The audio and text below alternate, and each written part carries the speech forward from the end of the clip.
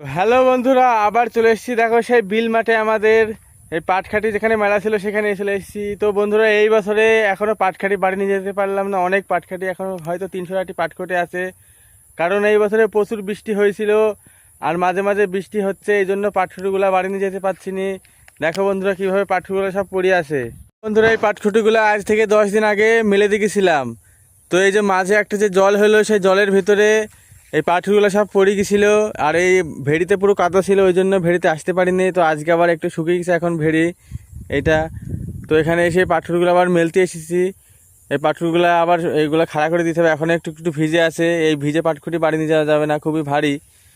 তো কিছুদিন পরে পাটখুটিগুলো আবার বাড়ি নিয়ে যাবো, যদি জল না হয় তো ভালোই হবে। আর ধানও পেকে গেছে, এদিকে সব সব চারিদিকে ধান পেকে গেছে মাঠে। এসব ধানগুলো আর হয়তো কিছুদিনের মধ্যে কাটা যাবে, যদি বৃষ্টি হয় এইভাবে করে। সব বিল জমি, তো এসব জমিতে ধানও কাটতে পারবে না, প্লাস এসব মানে খুবই কষ্টের কাজ হয়ে পড়বে। কৃষক ভাইদের খুবই ধন্যবাদ জানাই, এত দুর্যোগের ভেতরে দিয়েও এইসব পাটখাটি যে মানে ধান মান যেসব মানে যাবতীয় ফসল আছে, এসব ফসল কোনোদিনও ছেড়ে দেয় না বা ফেলে দেয় না। কৃষক ভাইরা এক মাজা জলেও ধান কাটে, এক মাজা পানিতেও পাট কাটে। তো আবার এই পাটখুটিগুলা যখন শুকাবে, তো এই পাটখুটিগুলো বাড়ি নিতে যাব।